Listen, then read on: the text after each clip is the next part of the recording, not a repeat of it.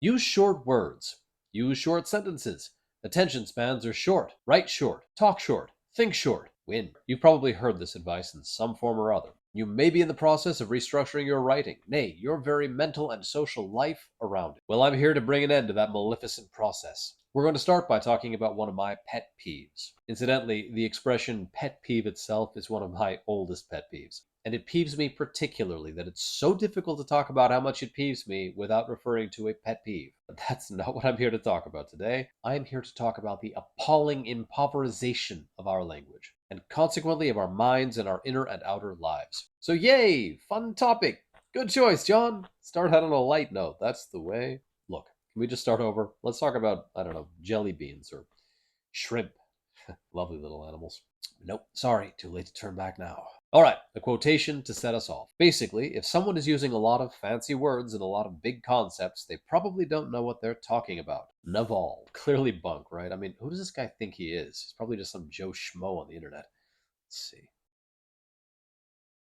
Oh,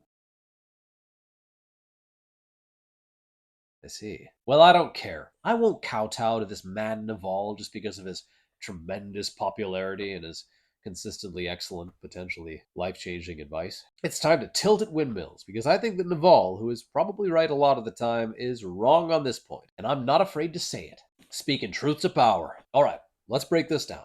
Not because I want to wrangle with Naval, who probably couldn't stand up under my scathing critiques, but rather because I think he is very clearly expressing a commonplace of our going zeitgeist. He rather contemptuously mentions a couple of things here: fancy words and big concepts. So let's start with the first. What is a fancy word? Fancy dancy word, all dressed up and ready to go to the party. Looking spiffy today, word. So we could be talking about one of various things here. We could simply be speaking about jargon, that is specialized technical language which makes perfect sense within a specialized field or profession, but outside of that specialized field or profession, no one should ever be expected to understand what that word means. For the record, I am not a proponent of sprinkling your writing with jargon, particularly if said writing is meant for the public consumption. I want to focus rather on the idea of big words, something that we hear often. Avoid big words. Use smaller words. Stop using such big words. Why are you using big words, John? Don't use big words. Apart from the fact that there's something really condescending about that, right? Don't use big words because people won't understand the big words. So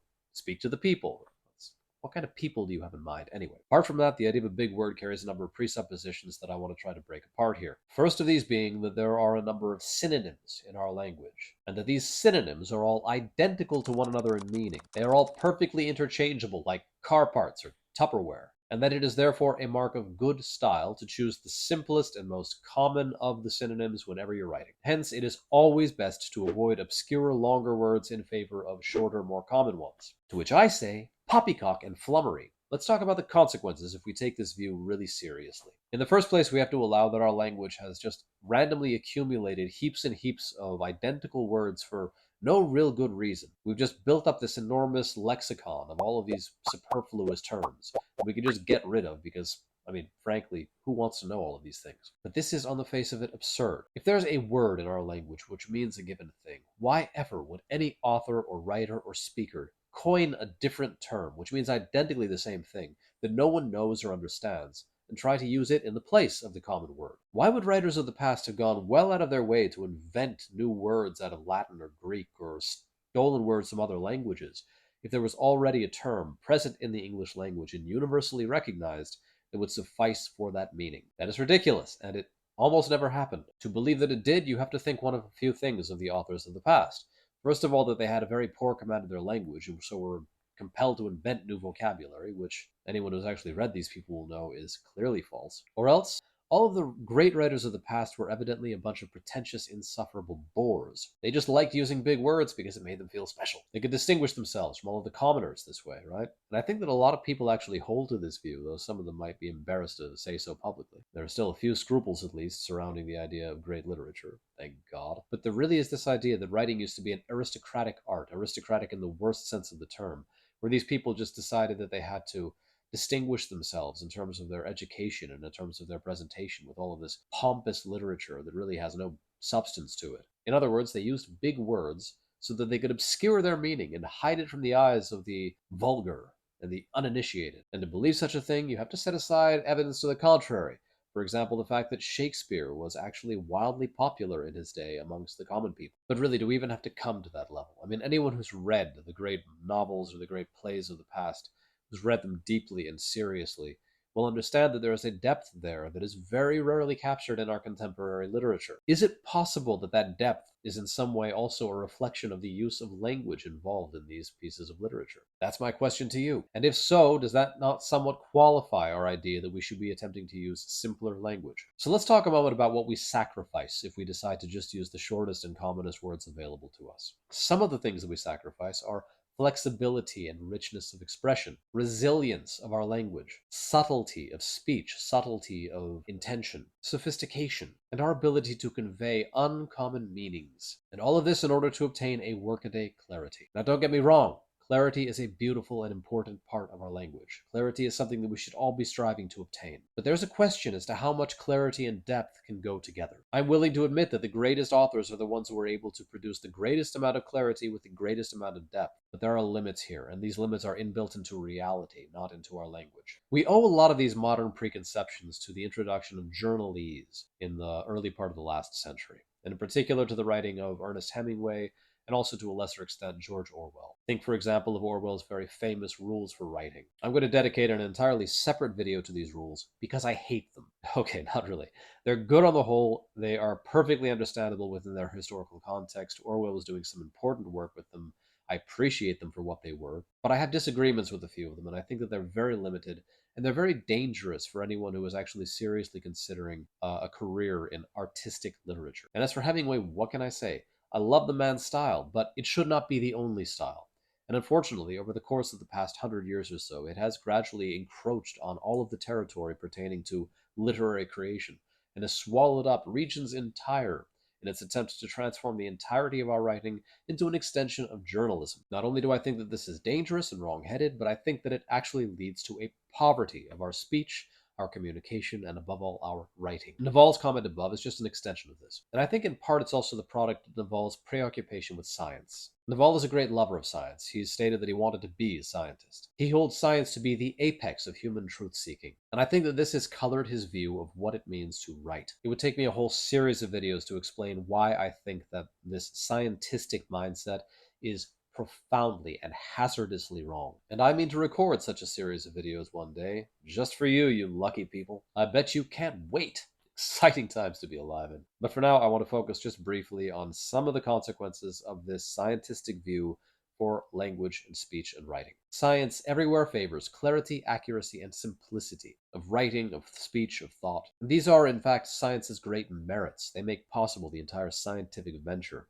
from which we have derived so much good, so much bounty. And again, clarity, accuracy, and simplicity are great qualities in writing. I do not mean to call that into question. But they are not the only qualities in writing. It would be a little bit ridiculous, for instance, to say that Shakespeare and Melville are particularly characterized by clarity, accuracy, or simplicity. And if they had been, one really has to wonder, would we still be pondering their works centuries on? Plato, Nietzsche, and Kant were not exclusively clear, accurate, and simple in their writing. Kant was perhaps a little bit too accurate, but I'll just put that in as a aside for my philosophically minded followers. Clear and simple writing works for clear and simple subjects, but the world is much more than simply clear and simple. There are more things in heaven and earth than are dreamt of in your philosophy. The world is often obscure, ambiguous, and complex, and it is the duty of an artist or of a writer to display also these aspects of reality for the sake of our readers, for the sake of those who think through our work. We're called upon to reflect all of human experience, not just the part that is safely illuminated within the sphere of science. And so we should be using the full range of our language to express the intricacies of our world. And for that reason, we should be reveling in the incredible versatility of our English tongue. English has, by some estimates, the largest lexicon of the world. This is at least a defensible position. It's very difficult to actually quantify these things. There are raging debates being held as we speak about this very question. But English is a runner-up, if nothing else. This tremendous linguist variety and richness is not an accident of our language. It is a feature of our language. It is a necessary part of the English language. It's owing to the structure of our tongue. It's owing to the history of our tongue. I'll give you just a single example of why this is so important. Most other languages, owing to the fact that they use conjugations or, in some cases, particularly with older languages, declensions, have a degree of syntactical liberty that is lacking in English. They have a great deal of liberty with where they decide to actually position their words within the sentence, and this allows them to obtain certain subtleties of meaning and of tone. Works this not so well English with? If we want to express ourselves at all in English, we have to keep to a definite word order. We can move clauses around, but words, not so much. And so we are expressively limited in this regard as compared to other languages. We more than make up for this with a tremendous extension of our vocabulary. We can express things like emotional tone, social register, and degrees of formality simply by modulating what kinds of words we use. Are we willing to sacrifice all of this in order to obtain that clarity? And could this not have also severe consequences on the social and political level? I'll leave that as an aside. This might be worth exploring in some future video if anyone is at all interested in these obscurities. But quite beyond this, the scope of our lexicon, its incredible extension, gives us a degree of precision and subtlety and tonal flexibility, which is not quite achieved by other languages in the same way. Other languages have to use different means to arrive at these same ends. This is something peculiar to, special about English. And part of it is owing to the fact that English, thanks to our very, very peculiar history, has absorbed words from countless other tongues. We have words from Latin, from Greek, from German. We have words from our exclusively Anglo roots. We have words from Scottish and Irish and Welsh. We have a wide smattering of words from all of the Romance languages. Many very interesting words have come into English from Persian and Arabic. We have words from Chinese and Japanese and Hindi. We have words from Sanskrit. And I haven't even so much as mentioned all the words that we take from Scandinavian and Dutch and Afrikaans, Malay, Hebrew, Yiddish, Norse, and many African tongues. Okay, so every language borrows from other languages. This is just a part of the reception of language in any part of the world that you please. This is not unique to English per se, but the degree to which we do it in English is unique to us. Our language has a power of assimilation which is lacking in other languages. English steals shamelessly and constantly, shambling across the globe like a juggernaut, and swallowing terms with relentless hunger. And this is the point. This is not just superfluous or redundant accumulation of mere words. Each of these words comes with its own special hue, its own special coloration. It has connotations all its own. It comes with that atmosphere of its original place still attached to it. We bring these things into our speech when we use them. The space for play and subtlety here is unmatched by any other language which I'm aware of. And by employing these linguistic riches liberally but judiciously, we improve not only our articulateness and our expression, but also our very ability to think and to ponder the world and our human experiences. It is a talent to be able to take complex, big concepts and to reduce them to simpler and clearer forms. This is the talent of the teacher in particular. It is a pedagogical skill. But we have to beware here, because very often, in so doing, we have not reduced any of the complexity of the world, but only the complexity of our mental structures. And while that is a very useful thing, it is also a dangerous thing if we confuse what we have in our heads for what happens in the world around us. We must beware of simplifying our experience as we attempt to simplify our understanding. And I think that this is evident. The dumbing down of our language has at least been correlated with the dumbing down of our minds. And dumb minds are ripe for tyranny. This is not just a linguistic question. This is a social and a political question. It's a question of how we live and communicate with one another, what we're capable of expressing to one another, what we're capable of holding in our minds. It's a question of how easily deceived and manipulated we are, of how easily we are going to be controlled by engineers and replaced by robots and artificial intelligence in the time to come. These are big questions. All right, so that got heavy. But what can I say? I warned you from the start, INFJ. Really, I do think that these are very, very important questions for us to be pondering, particularly at this historical juncture. And I think that as we see the terrain of the workforce changing thanks to the introduction of artificial intelligence, and as we see the gradual encroaching of social measures which are meant to increasingly restrict our liberties and our ability to move, we really do need to come to terms with what it means to be a human being. And part of that is being a linguistic animal. What does it mean to be a linguistic animal? We derive freedom and power from the extent of our ability to express ourselves, and that is bound up intricately with the question of language, vocabulary, what kind of words we have at our disposal. To be sure, I am as against pretentious language as the next man. I do not advocate the use of big or rare words simply to prove one's acumen or to show one's superiority over hoi polloi. I only advocate making full and imaginative and expressive use of our incredibly powerful and gifted language. And if that means using words that someone somewhere is going to have to look up in a dictionary, I do not see this as a bad thing. People who lived in past times with no access whatsoever to dictionaries